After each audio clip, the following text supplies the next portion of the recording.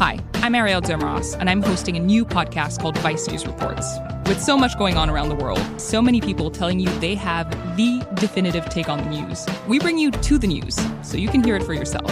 From the newsroom that has earned more Emmy nominations than any other news team, this podcast goes where the story is, from conflict zones to the labyrinth of digital life. You've never traveled quite like this. Get the Vice News Reports podcast on the iHeartRadio app, Apple Podcasts, or wherever you get your podcasts.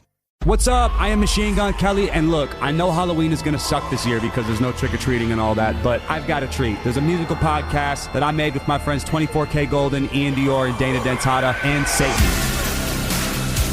Well, Satan's not my friend, but Tommy Lee is, and Tommy Lee is playing Satan. But don't just take it from me. Tell him, Satan. Thanks, dude. It feels great to be playing Satan on this podcast. Listen to Halloween in Hell on the iHeartRadio app, Apple Podcasts, or whatever you get your podcasts on. T-minus 2 weeks. Even in 2020, for some, the next 2 weeks may feel like the longest in years. The mail-in polls have opened in every state by now. The messages from both presidential campaigns are set, and very few believe that many undecided voters still exist. In the Electoral College, New York and California are unlikely to surprise anyone. The Dakotas, Mississippi, and Alabama don't seem to have any surprises in store either. All eyes are fixed on a very small handful of battleground states, where the outcomes of the November 3rd election will likely hold all the cards for the rest of the country. I'm Clay Aiken. It's Wednesday, October 21st. And this week, Politicon welcomes two experts from two very different but very pivotal states to shed some light on how their states may determine the president for the rest of us. Kate Kenski is professor of communication, government, and politics at the University of Arizona. Chris Cooper is the Robert Lee Madison Distinguished Professor of Political Science at Western Carolina University. I'll ask them what makes a swing state in 2020. How are the races in North Carolina and Arizona going? And what are their predictions? What's been motivating voters? And is there anything that could change their minds? And if it's possible, how the heck are we going to get along? So Kate and Chris, thank you so much for being with us. I was saying I just voted today early in North Carolina, and there was a line on our 6th day of early voting. There was a line that I stood in for an hour in the middle of a Tuesday, which is sort of unheard of. I have not voted in North Carolina on election day, I think, except once. The year I ran for Congress, I voted in person on election day. But other than that, I can't remember. I've always voted early, and I've never had to wait in line. And today there was a full gymnasium, plenty of poll workers, plenty of access to, processing people in and out. And I still waited in line an hour. This early voting thing is no joke right now in North Carolina. Is Arizona voting early already, Kate? It is. We've actually started with the drop-off, in my area in particular, with the drop-off ballots. And we do have some places where you can vote early. They're going to be increasing the number of early voting stations next week. Okay, so it's starting to beef up pretty much. Many states in the country, I guess, have early voting now, and certainly all of them are doing the absentee mail-in ballot in some form or fashion because of COVID. So our thought with this episode this week was to try to take a look at two swing states. We have been mulling over this election for months now, and it seems like every week we speak to people who kind of talk about what Biden's doing right, what Trump is doing right, what Biden's doing wrong, what Trump is doing wrong. And we're at a point now where most every place that's begun voting, that's going to vote early, has started. Everybody's mailing their stuff in. It's all over but the shouting, you know what I mean? And so there's no point in discussing almost anymore who's doing something right, what might possibly change in this race. And really so much of it's going to come down to, or at least many people believe, turnout, the number of votes, the way they're counted, and so many of these numbers are almost baked in. California, we know how it's going. New York, we know how it's going. The Dakotas, we know how they're going. And they're just these few swing states where, despite the national numbers being so dramatically in Biden's favor at this moment, there are still a handful of states, especially Arizona, Florida, Pennsylvania, North Carolina, where, we don't know. So we wanted to figure out, first of all, why are Arizona and North Carolina swing states in the first place? Chris, I'll start with you. I've been here my entire life. It's only been a swing state for a hot second. It never voted for a Democrat until 2008. And then North Carolina was like, okay, we did that. We're going back to red. Why is it so purple now? I think it's a few things. One, I think we read maybe a little bit too much into the 2008-2012 flip, right? So running the risk of offending the host, I'll say that 2008 was important. It was critical. But the reality is we, meaning North Carolina, were the reddest blue state in the country in 2008. In other words, of all the states that voted for Barack Obama, his margin was the smallest in North Carolina of any of them. So you flip forward to 2012, we flipped red. That is true, but we were the bluest red state in the country. In other words, of all the states that voted for Mitt Romney in 2012, his margin was the smallest in North Carolina of any of them. So I think we've actually been a swing state or on the verge of being a swing state for a number of years. We have more registered Democrats than Republicans, but yet our Senate is sometimes Republicans, sometimes Democrats. Our General Assembly, of course, flipped in 2010, but had historic 100-year Democratic control before then. So I think we've always been a little bit of a tough tiger to catch by the tail. And I think this is just sort of the most recent manifestation of it, is just the last few years where the national media environment has kind of caught on to the fact that North Carolina is a swing state. Kate, is Arizona a new swing state? I mean, it kind of seems like it's the first time I've seen it on the map in a while. It's as far as a state that might be won by Democrats, even possibly. It's an interesting state in that I would say that the changing demographics and figures have been headed towards purple for a while. It probably would have turned purple sooner, but for John McCain's presence. I would say that this state is unique in that we've been a consistently right-leaning state, and like a lot of places, we've been polarized for a while in that composition. The demographics of the body itself have been such that it could have swung sooner, but I think a series of factors have had to come into play to make it very much a swing state this particular cycle. Interestingly enough, in 2008, it was close enough on the margins that because Barack Obama's campaign had so much money, they actually dumped a bunch of advertising dollars into Arizona so that the McCain campaign would have to spend a little bit of money in Arizona rather than appealing to other states. At that point in time, I don't think it was ever truly at risk, but it was enough to again, divert some of the McCain dollars into Arizona to make sure that it stayed in place for John McCain. So I would say a lot of factors have made it really ripe for being purple. And that's why we see what we see today. Would it be fair to say that of the swing states that are constantly listed as true toss-ups, that Arizona and North Carolina are the most conservative leaning of those? And I'm including Wisconsin, Pennsylvania, Michigan, Florida, North Carolina, and Arizona. Are these two really the ones that are more conservative than those others? I think. I'm sorry. Go ahead, Kate.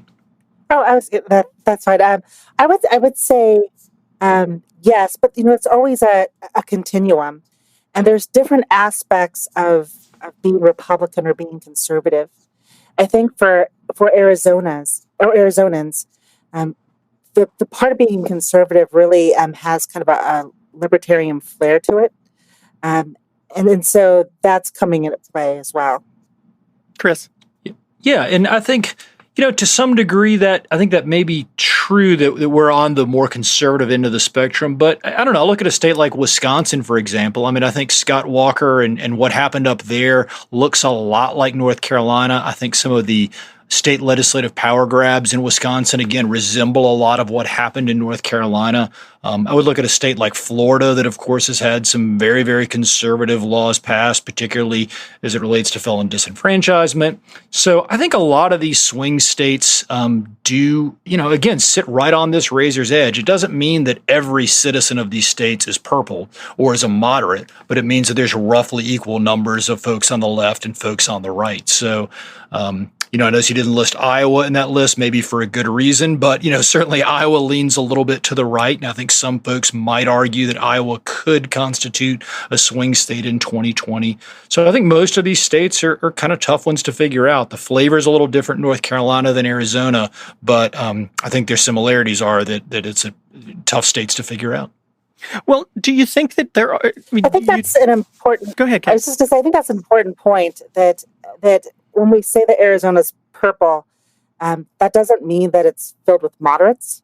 Right. So I think that the important thing to keep in mind with these swing states is that mobilization is key, because there's a lot of people on both sides of the spectrum that are very much committed to their positions. But whether or not the parties get them out to vote, whether or not the presidential campaigns get them out to vote, really makes a difference. But so true, of course. I mean, swing states are not full of moderates, but that does tend to make their candidates more moderate, don't you think? I mean, Kyrsten Sinema is not a far left Democrat. Mark Kelly is not running to be a far left Democrat. I would argue that that Cal Cunningham has not attempted to be a far left Democrat either. So, are there more people who are undecided in these swing states potentially? I mean, there are obviously a chunk of folks in both Arizona and North Carolina who are willing to cross the aisle. Is that fair? I think that is fair. And, I think there are more folks that are willing to split their ticket. I mean, take again North Carolina as an example. So we have a Democratic governor, and then obviously we voted for Donald Trump for president in 2016. So that was the same election. We end up with one Democratic candidate, one Republican candidate winning at the top end of the ticket. There were 4 counties in our state that actually voted for both of those folks. I'm sitting in one of them today in Jackson County, North Carolina, where we voted for Roy Cooper, our Democratic governor, and we voted for Donald Trump. So yeah, maybe that there's some folks that are undecided, but I think it may mean that we have slightly more crossover voters, slightly more split ticket voters than some other states do. Right now in the polling in North Carolina, there's somewhere between 8 and 12% of folks who again say they're going to vote for Cooper, again, the Democratic governor, and are going to vote for Trump. And there is some number, although it may be slipping, that say that they're going to vote for Trump and for Cal Cunningham. I want to meet that person. I'll introduce you. What about Kate? What do you think? Democrats have gained so much ground in Arizona so much more quickly than they have elsewhere. They have. That is fair, and but I would say that is very true. And I would say a lot of that has to again do with the mobilization. One of the reasons why I think Republicans have been successful in Arizona happens to do with the fact that they've had stronger organizations, organizational strategies that really, again, have gotten people out to vote. The numbers have, I think, always been there for the Democrats, but that doesn't mean the Democrats have gotten out to the polls. Also, keep in mind that with Arizona, that the party registration is now roughly a third, and a third. So it's a third Republicans, a third Democrats, and a third independents. Those independents truly can go either way, but it's a matter of trying to appeal to the part of being independent that appeals to a given side that can make a difference. And so that is, certainly a pool of potential there. In terms of, actual party registration, I say a third, and a third. Technically speaking, the Republicans continue to have a slight edge. They have about a 2.4% edge over Democrats, although things have been changing. Now, did I read somewhere that Arizona is one of the few states where Democrat registrations has outpaced Republicans? I think I read elsewhere that it's been the opposite. But are Democrats registering more people in Arizona? That, again, this election cycle, yes, I think they've done a really strong job. And a lot of that has to do not only with the incredibly important presidential campaign, but having a Senate race. I think that Mark Kelly's campaign has done a good job fundraising and working those grassroots to get people mobilized. The opposite's true in North Carolina. Is that right, Chris? Are Republicans registering more people in North Carolina than they are? Yes, Republicans are doing better, but the group that is doing the best of all is a little bit like Arizona, is this none of the above group. So September 2017 is actually the time where the number of unaffiliated, which is what we call independent voters in North Carolina, these unaffiliated folks, surpass the number of Republicans. So right now, in order, we have the most registered Democrats, then we have the most registered unaffiliated, and then it's Republican. And if the current trends continue, by 2022, unaffiliated will be the largest group in our state. It's already the largest group in about 20 some odd counties spread throughout our state, and some urban centers and some rural ones. So Republicans have done a little bit better as of late, but the folks that are doing the best are none of the above. And those unaffiliateds, though, they're not necessarily moderates, are they? I mean, in independents in Arizona, they're not necessarily moderates. They're just people who don't want to identify with either party, correct? So I'll grab North Carolina and then hand over for correct. Yeah. So because in North Carolina, they voted. So we can look at the primary, which primary they chose to vote in. 2008, unaffiliated voters chose the Democratic primary, Republican primary, and every primary since then until 2020, where they flipped back to the Democratic primary. So a lot of them are just shadow partisans, but I think there is some movability amongst these unaffiliated voters, particularly the younger folks who are just like astronomically more unaffiliated than any other group.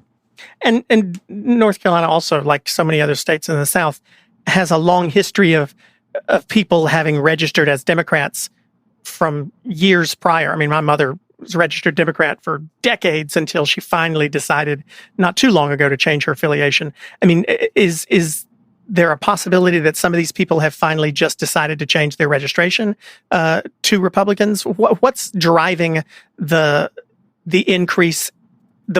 What's driving the registration gains on the Republican side here? I mean, so there's sort of three things going on at once, right? So one is in-migration, which the Republicans are not doing great at in North Carolina. So when folks migrate to the state, they tend to register as unaffiliated or they tend to register as Democrat, right? So a lot of them have settled in an area for folks in other parts of the country called Cary, which in North Carolina sometimes is derisively known as the containment area for relocated Yankees. And that area tends to get a lot of Democrats, a lot of unaffiliateds.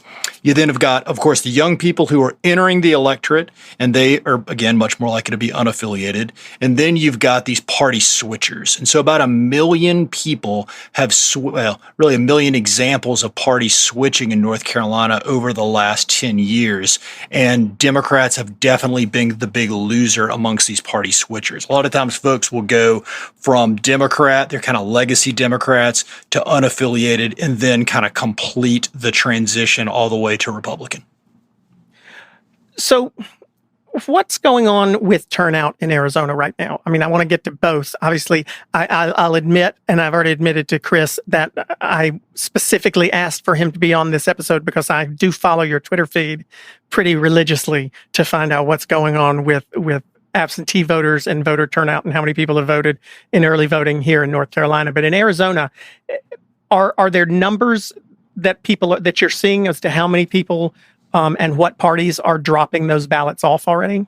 It's hard to say. It's still a little bit, too early to tell. What I will say about Arizona, though, is that it's been used to early voting. This is how we have voted for a long time. What might be a little bit different is that with the contentiousness of the presidential campaign, people are more eager to get those ballots in sooner than later.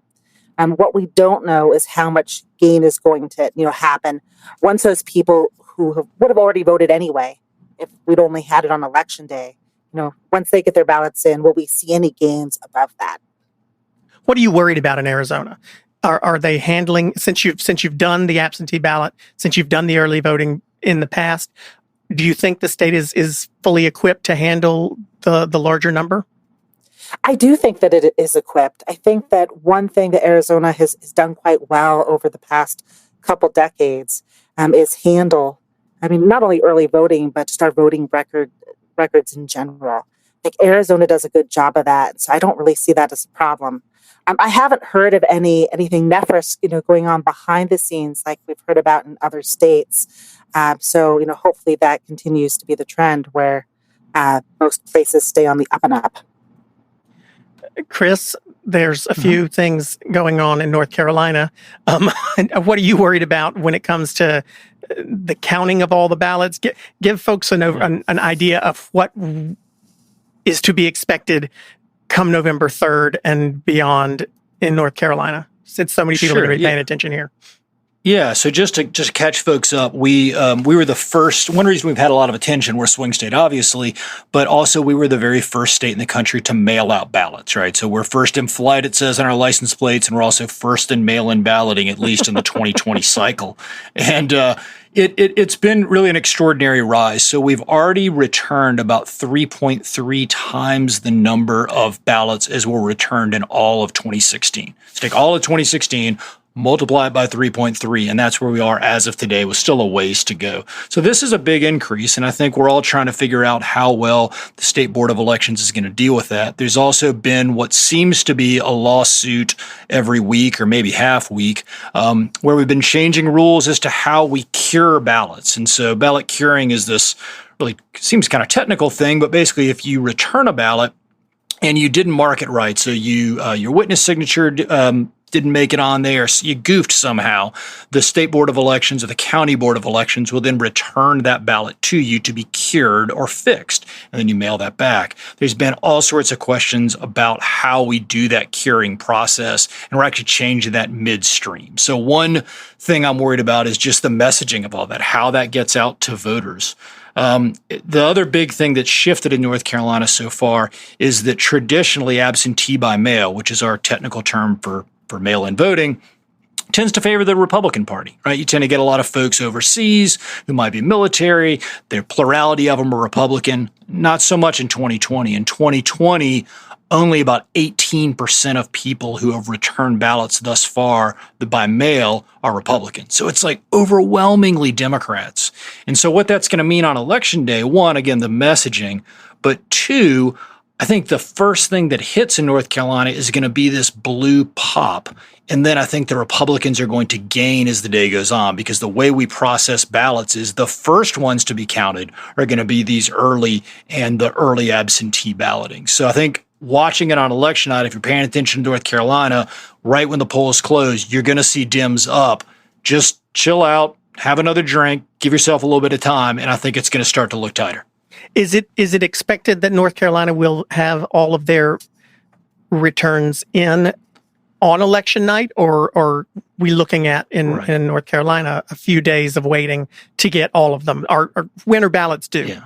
So this is again a little bit in flux, unfortunately, but so they have to be postmarked by Election Day, but they can be received up to 7 days after Election Day. So there'll be a small number of ballots. It'll probably be very small, but that will be received actually after Election Day. And so they've gone back and forth as to what the right number of days should be, but we will absolutely not have 100% of our ballots that are even able to be counted. I do think we'll have the vast majority. I do not think we will be one of the states that is kind of the negative poster child here, although we'll see.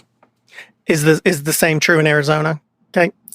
I would say so. In 2018, when we had the Senate race, the decision on that race wasn't made on Election Day. And so like a lot of other states, it'll be not on Election Day that we know who's won, but it'll be carried out because of the high numbers. The other thing I should mention is that if we look at the primaries as giving us some indicator, we know that enthusiasm for using those ballots is much higher than it was in the past over previous primaries, and so that also lets us know that it's going to be not decided right away, but it will take a bit to process those mail-in ballots. So you don't expect to know the final result in Arizona on November 3rd? No, I think that would be way too optimistic. Okay. What parts of your state are you going to be looking towards on election night in Arizona? What parts of Arizona are you going to be looking at to tell you which way you think the state is headed? Are there certain regions in the state? I would say we have to look at the whole package, but I would say that we always look both at what's happening in Maricopa County, just because that's the largest, and we look at the margins of that in comparison to the county that I'm in, that's Pima County. We tend to be a bit more diverse in the Pima County area, and so I think it just depends on how fast those numbers are coming in.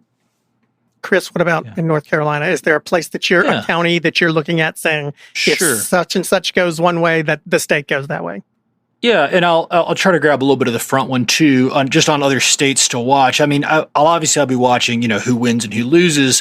But look, if Georgia looks close early on election night, I think that's telling us something very important, right? So if Jamie Harrison in South Carolina has any kind of chance to beat Lindsey Graham, and it looks like that, I think that is obviously telling us something too. We know these states oftentimes tend to move in tandem, right? It's not like one state goes one direction and then a similar state goes in a radically different direction. But do they? Because speaking, you mean it's similar? You're talking about similar states, but we're also looking at places like California and New York, where the margins between Trump and Biden are just going to be somewhat astronomical. I mean, Biden is going to probably lead in the state of Washington and Hawaii by ridiculous amounts, and yet still we're looking at the same swing states. We're looking at the same states where people, I mean, I think I talked to my liberal bubble friends in New York, and they say, how can it be swing? How can you have swing undecided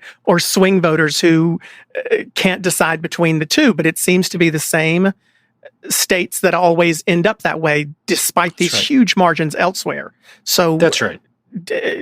Yes. And that's where I think if you look at a state like Georgia that, look, by all means, shouldn't be that competitive, but the fact that Trump is taking money out of the Rust Belt and putting it into Georgia, I think suggests that it may be. So that's one thing I definitely will be watching. And I agree completely that, California and New York aren't going to tell us much, but I think these states that may pair well together and looking at all the swing states can matter. As far as within North Carolina, I'll get real granular here. I mean, the counties that I think are the most interesting to look at are New Hanover County, which is where Wilmington is. So, nice place to visit. Also a good place to watch politics. That's a place that has gone increasingly blue over the last few years, but is kind of a bright shade of purple right now. New Hanover went for, again, Roy Cooper, and went for Donald Trump. Jackson County, way out west, very rural county, same deal. It was a Cooper-Trump county that went for Obama in 2008. I would also watch Granville County. I'm sorry, Jackson County went for Obama in 2008? It did. Jackson County went for Obama in 2008, and that's the college Cooper in. That's exactly right. Yes, there's Western Carolina University. There's also a lot of kind of legacy Democrats, right? These old blue dog Democrats. So for the real political geeks that follow this stuff, Heath Schuler is from this area, from this Jackson County area, way up in the mountains, right?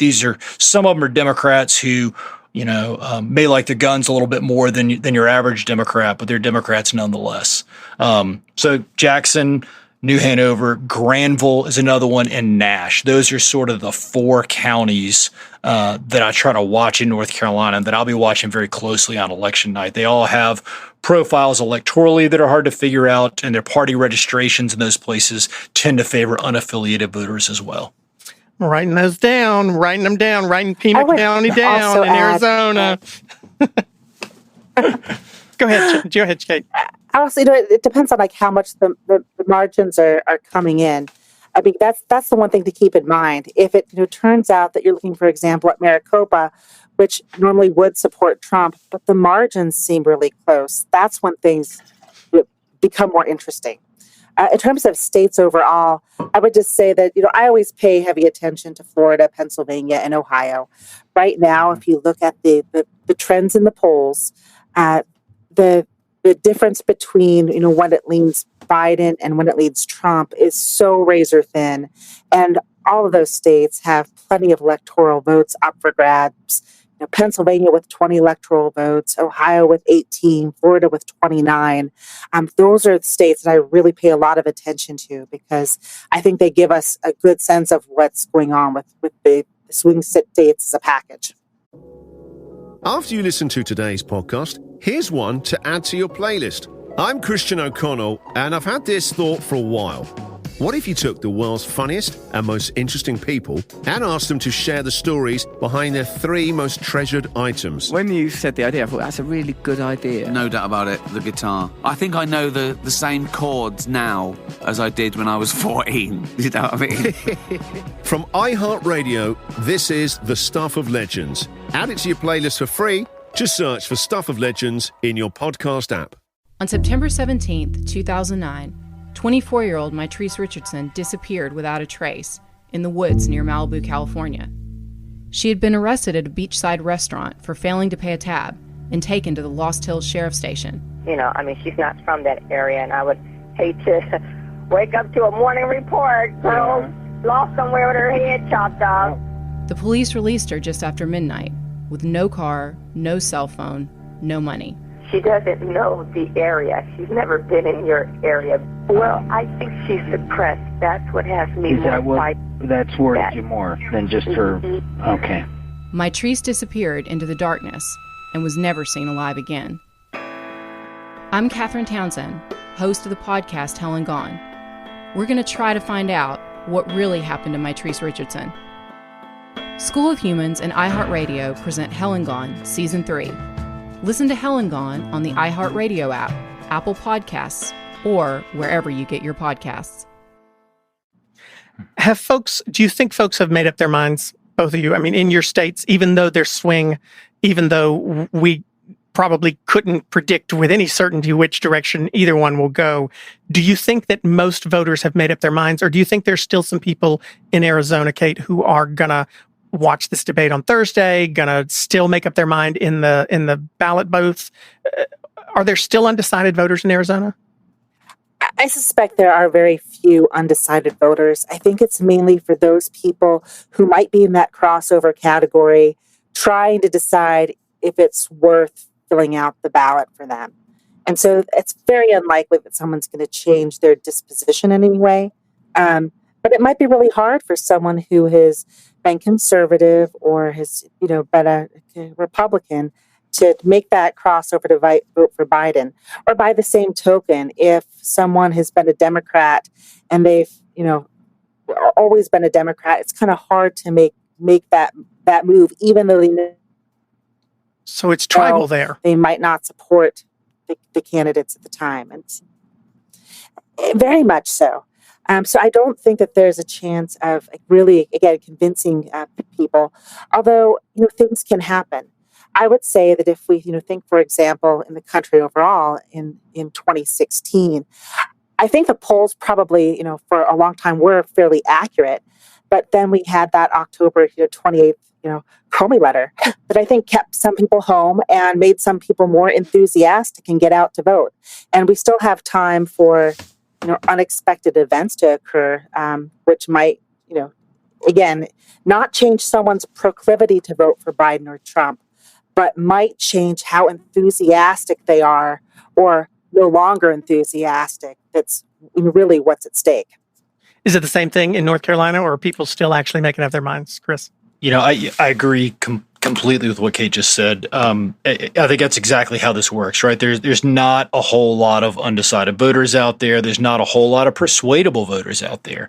So I think what we're talking about is mobilization. What we're talking about is enthusiasm. What we're talking about is the difference between putting a sign out in your yard and not putting a sign out in your yard, or donating money through Win Red or Act Blue, or not putting, donating a little bit of money on there, between Facebooking or tweeting or or Instagramming or whatever the kids are doing these days with social media to get people to turn out to vote. I think it's about these kinds of activities. And we've seen a little kind of micro example of this in North Carolina in our U.S. Senate race, right? So we got this, as you know well, Clay, we got this this incumbent named Tom Tillis, who's a Republican. Doing That's beautifully. right. That was my transition, was going to head to the Senate for both of you in a second anyway. So take it away, Chris. Well, all right, sounds good. So just the quick version. This guy Tom Tillis is our incumbent Republican, and just a super brief history of the seat. It was held for a very long time by a guy named Jesse Helms, that I'm sure folks have heard of. Super conservative dude, and that's the understatement of the night. And since Helms left, it has not stuck with one party, right? It went Republican, then it went Democrat, then it went back to Republican. Every election, too, not just one person. I mean, exactly. No one's held it for longer than one term since him. That's right, since Helms. And Tillis's margin was the smallest certainly in recent memory in that seat too. So Tillis has got this kind of tough spot. He's the second least popular senator up for re-election this term, right? So things aren't looking real good. He's running against this guy named Cal Cunningham, who is out of central casting for your kind of Southern Democrat. He's not extreme by any stretch. And then he gets caught in this, what started as the most PG sexting scandal of all time and turned into a full-fledged affair. And what we've seen is the polling numbers tighten a little, Cunningham with this very small but durable lead, but the enthusiasm numbers on Cunningham are nosediving. And the elaborate on that for me. Sure. Yeah. So if you ask people on a poll, hey, are you excited to vote for this candidate? You're not excited. There's a lot of people who are saying, I'm going to vote for Cal Cunningham. But the implication is I ain't real happy about voting for Cal Cunningham. And if you look at his favorability ratings, how much, scales on scale of 1 to 100, where 100's a whole lot and 0 is not at all. How do you like this candidate? How favorable are you to them? Poll after poll is showing that his favorability numbers are taking a hit. So I think partisanship will be enough to carry it over the line, but I do think that the mobilization around Cunningham is going to hurt him at the margins. And we've even seen that the guy has, if you're young, he has ghosted people for the most part. If you're older and a basketball fan, he's been playing the four corners. He's been passing the ball around, trying to run out the clock and maintain this small lead. So that October surprise that Kate was talking about really has happened in North Carolina. And I think it's played out exactly the way that she talked about it perhaps playing out. So Senate in Arizona, is there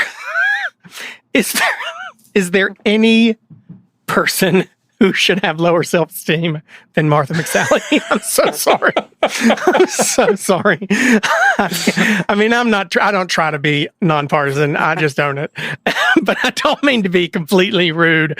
But I mean, you got handed a seat, you lost it.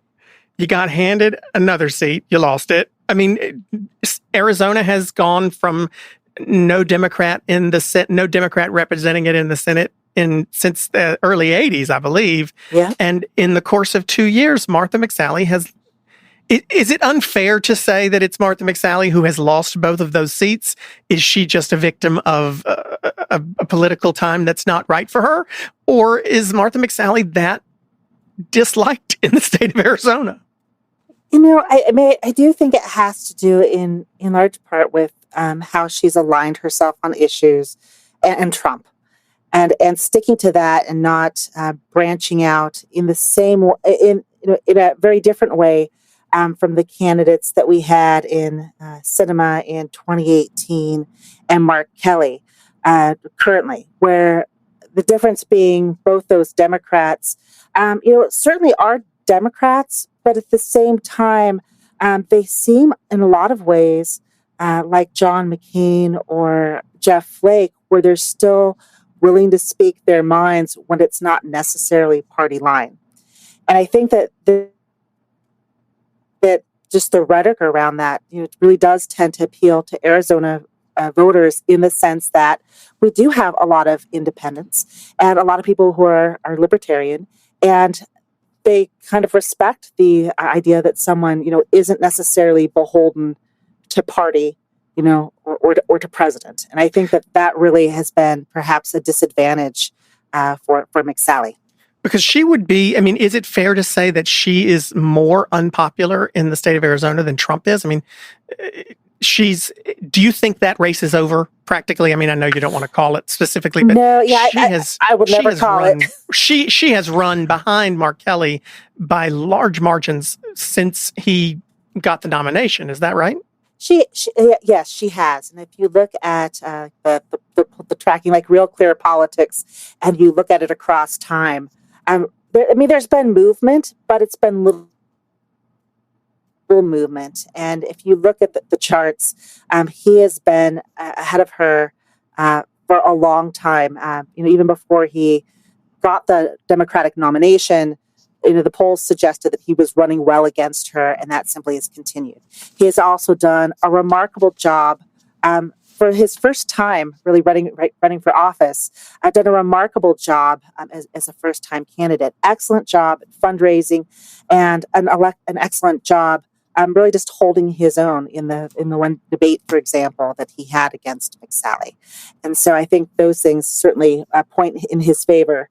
In her part of I think the stranglehold for her was she did lose the seat to Sinema by a close margin, by 2.4% in 2018. She did take over the seat that had been formerly held by McCain, that was given to her after John Kyle temporarily filled in for just a little bit. So it was handed to her. And I think that, part of the problem for her is that a lot of people still have framed her getting that seat around the fact that she did lose to Sinema in 2018. So you're saying people were dissatisfied with the fact that she lost and still got to become a senator, and she's carried that weight? I mean, I would say that that's a possibility for, really her not being able to break through on her own as a candidate. The other thing that I would just note is that, she just, again, in terms of the fundraising, Mark Kelly's campaign has done a stronger job getting those dollars in than McSally has. So it sounds like Joe Biden will have no coattails if anything. He's not going to. Mark Kelly doesn't need Joe Biden's coattails in the state of Arizona. But it sounds as if, though, maybe you were saying, Chris, that Cal Cunningham may actually skate by, perhaps, on either Biden coattails or anti-Trump backlash in North Carolina. I think that's possible. Again, it's close. We're within the margin of error, but it looks like he still has a lead in most polls. It was an average of about 4.5 percentage points he was up. It looks like it's dropped to more like 2 percentage points now. I think part of it is Trump is sort of this really difficult dance partner for Tom Tillis, the Republican, right? Tillis is representing a Republican or a swing state, but he's obviously a Republican. He can't alienate the Republicans too much, but on the other hand, he can't go too far to the other side either and be sort of a full-throated critic of President Trump. So I think part of it is Cunningham's candidate quality until the recent scandals. Part of it is the state mood. Part of it is this difficult dance that Tom Tillis has had to do. Tillis also has a long history, as you know, in North Carolina politics, and made a lot of friends, but also a lot of enemies when he was in the North Carolina General Assembly. And the General Assembly here was sort of famous or infamous, depending on your perspective, for passing a series of laws that were considered among the most conservative in the country. I want to take some of the quickfire questions that are sent in by our listeners specifically for both of you. If you're listening, you can send in your questions to us by email, podcasts@politicon.com, or on Instagram or Twitter @Politicon. Kate, we'll start with you. I guess that says, does that say man from Los Angeles? Oh, that's Mari. Sorry. Mari from Los Angeles asks, Democrats seem to have gained ground in Arizona much faster than Georgia or North Carolina. Why? I think that's an excellent question.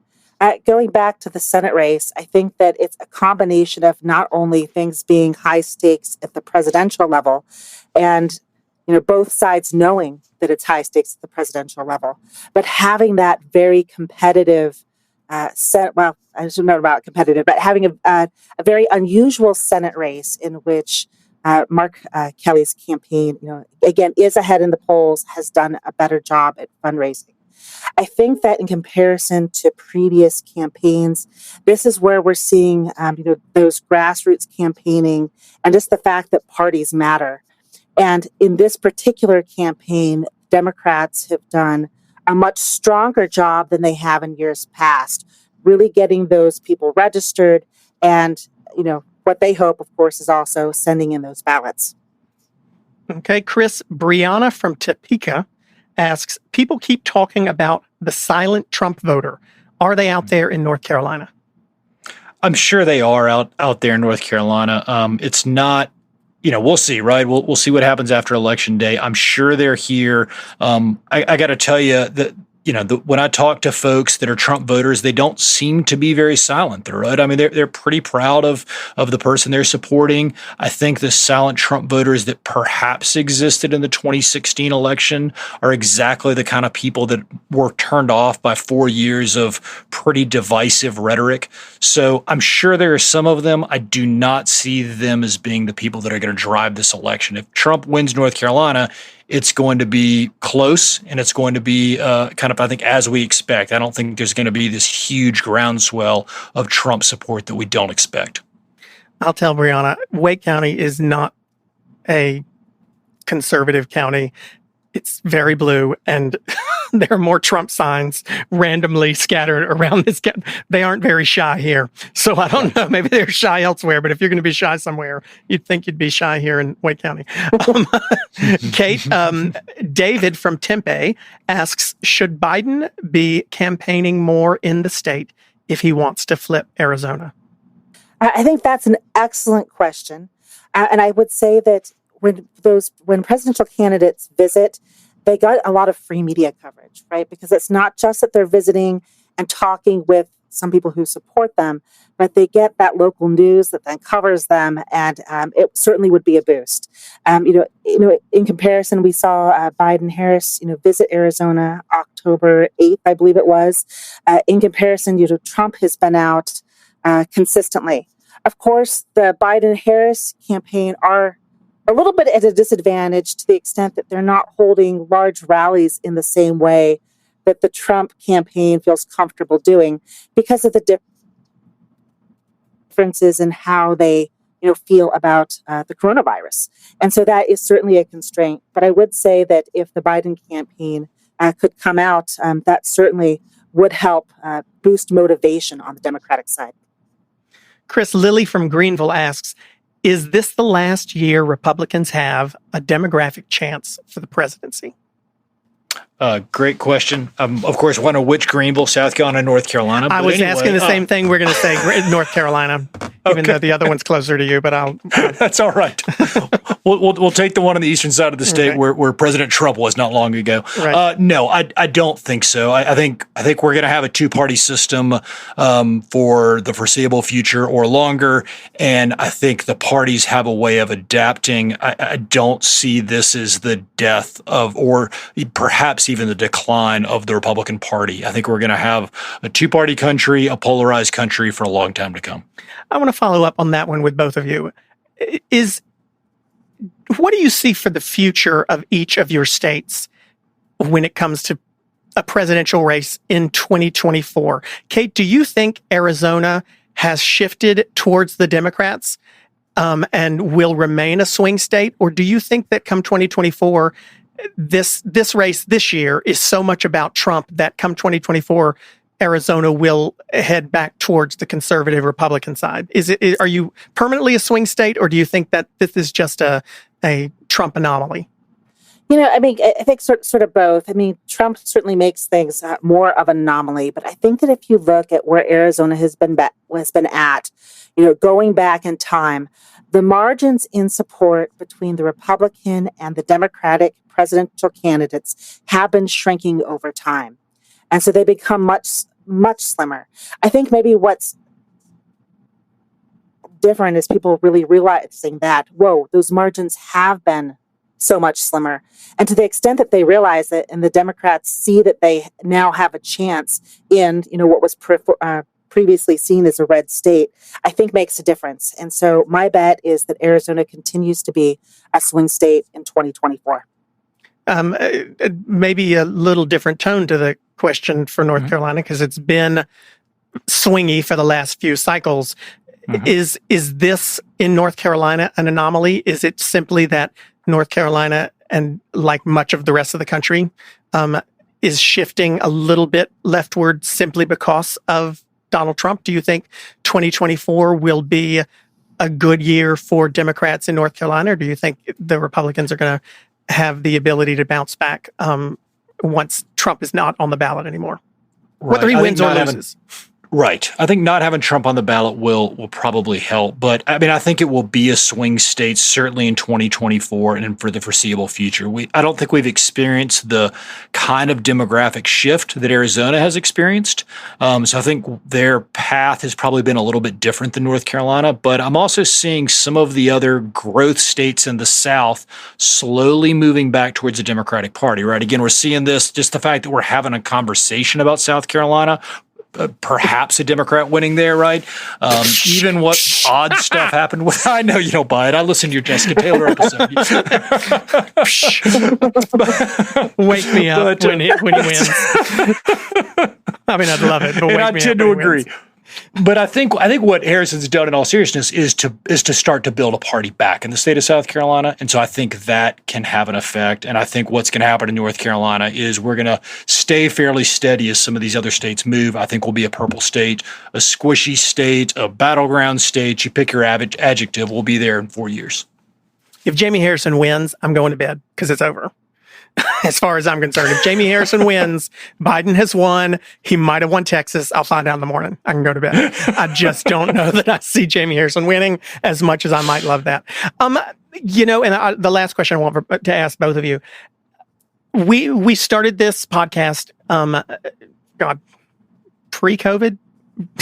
Believe it or not, I can't believe it. Remember a time when we weren't COVIDed, but specifically kind of to get people from either side of the aisle talking to the other side and trying to get folks to come together and have constructive conversations.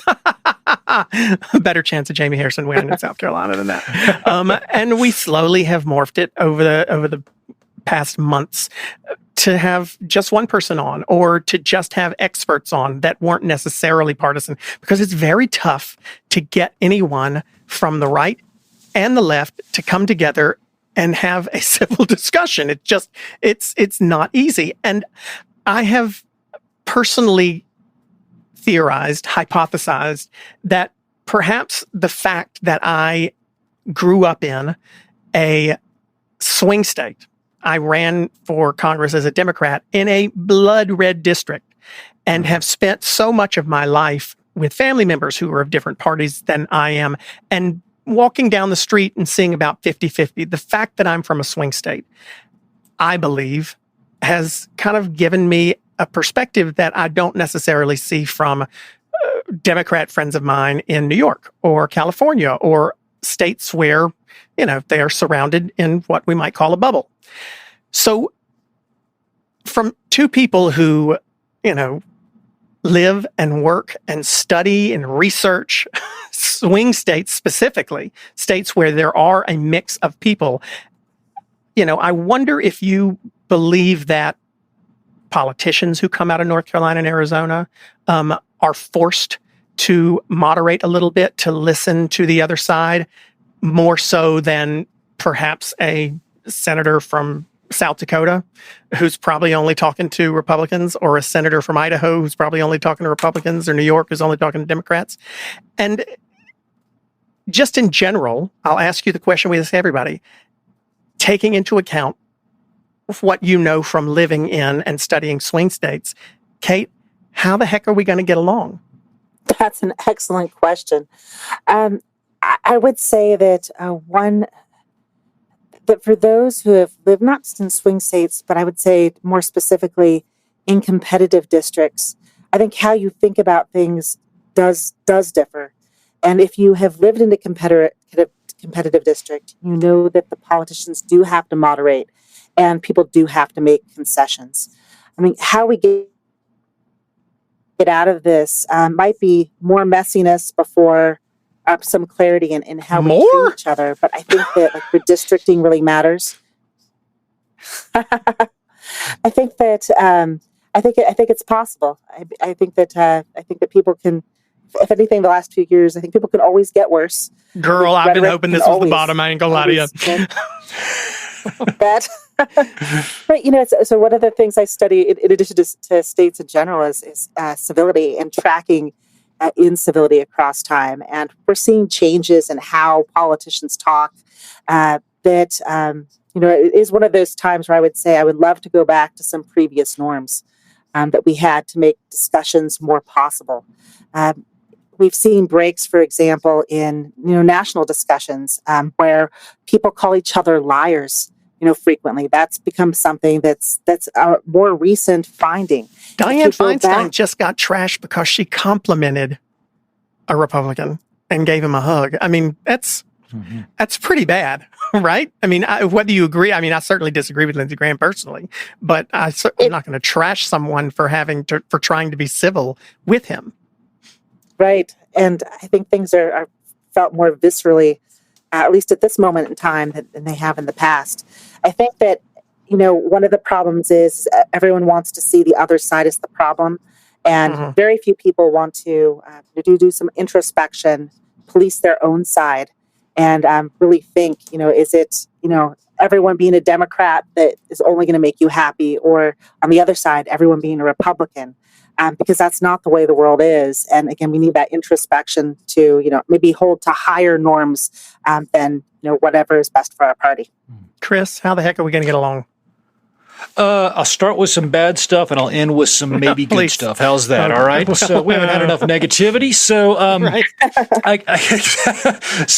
it wouldn't be 2020 if I didn't lead with something kind of bad, right? So, two things that worry me and keep me up at night a little bit. One is when we move from persuasion elections to mobilization elections, right? So even in a competitive district or in a competitive state, if winning and losing is about mobilizing the other side, not about persuading them, then I think you end up with a lot of the same kind of vitriol.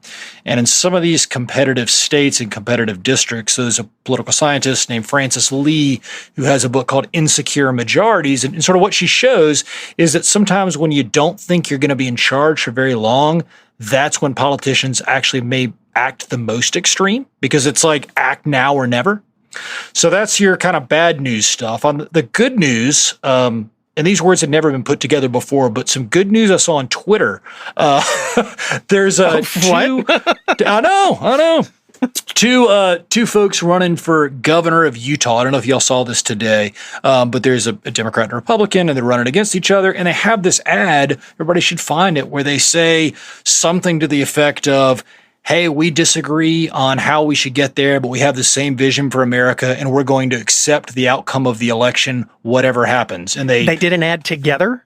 Together. You should find it. It's incredible. It's like, those are the two people you should have on, actually. That's the Mormons in Utah right there. They do it a little bit different out there. God bless them. Well, they might have something we can learn from them. Right? No, I'm not disagreeing. Yeah.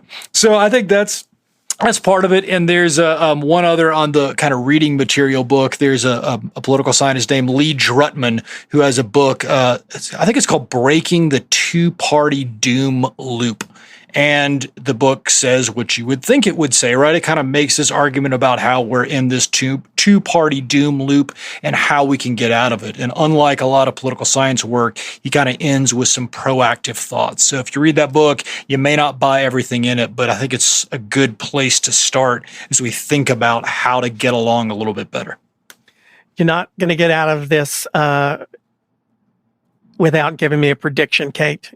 Make a prediction today. Do you think that Arizona will send Mark Kelly to the Senate or Martha McSally? Do you think it'll go for Biden or Trump? Oh, I really try hard not to do these predictions, because I do think that there's so much time left. I mean, I realize it doesn't seem like a lot of time. Right now, if we trust the polls, it would say that Kelly will win and Biden. But again, I think about 2016. In 2016, we had that Comey letter come in on October 28th. And I think that really did change the course of the election. It is good for the Democrats that so many are early voting. But since mobilization matters, I do think that a last-minute October surprise could change anyone's game. Okay. Chris, as a Southern Democrat myself, I don't think that the Comey letter personally made much difference in the state of North Carolina. I think that the vote was baked for Hillary Clinton here. But I want you, Chris, to make your prediction about 2020 in North Carolina. Cal Cunningham or Tom Tillis, and Joe Biden versus Donald Trump. What's North Carolina going to do? I'll put in some of the same caveats that Kate did. Anything can happen. October surprise. I think all that is legitimate and sincere. And I also think in some ways the definition of a swing state, right, is one that could go either way, a battleground state, a purple state, whatever you want to call it. And so I hate in some ways to say I think this is what's going to happen, because the one thing we know is it's going to be really close. I mean, I think Cunningham's a great example, this Cunningham-Tillis race. Cunningham has the lead right now. There's no doubt about it. There may be more things that break. Could that matter? Yes, it could at the margins. And boy, the presidential race here is, I think Washington Post today had a poll, and I think they even used the phrase too close to call. So I will end it there and disappoint you, unfortunately. Chicken. That's okay. I've been called worst and just today. Right. Kate Kenski is a professor at the University of Arizona in communications and in government and public policy. Chris Cooper is the Madison Professor of Political Science and Public Affairs at Western Carolina University. You can follow him at Chris Cooper WCU on Twitter, and Kate Kenski is Kate Kenski, K in Kate, and K in Kenski, Kate Kenski on Twitter. Also, both of you, thank you so much for joining us and kind of giving us a little bit of insight into these incredibly pivotal states. If you're listening in Arizona or North Carolina, please make sure you vote. If you're not in one of these swing states, please make sure you vote. And also like and subscribe and do all that fancy stuff on our podcast, whatever you call it, page. I don't know all this stuff. And we'll be back next week with an episode of How the Heck Are We Going to Get Along? After you listen to today's podcast, here's one to add to your playlist. I'm Christian O'Connell, and I've had this thought for a while. What if you took the world's funniest and most interesting people... Hello, I'm Ricky Gervais. Celeste Barber, some people call me Beyonce. I'm Russell Brand. And asked them to share the stories behind their 3 most treasured items. No doubt about it, the guitar. I think I know the same chords now as I did when I was 14. From iHeartRadio, this is The Stuff of Legends. Add it to your playlist for free. Just search for Stuff of Legends in your podcast app. On September 17th, 2009, 24-year-old Mitrice Richardson disappeared without a trace in the woods near Malibu, California, and was never seen alive again. I'm Catherine Townsend, host of the podcast Hell and Gone. We're going to try to find out what really happened to Mitrice Richardson. School of Humans and iHeartRadio present Hell and Gone Season 3. Listen to Hell and Gone on the iHeartRadio app, Apple Podcasts, or wherever you get your podcasts.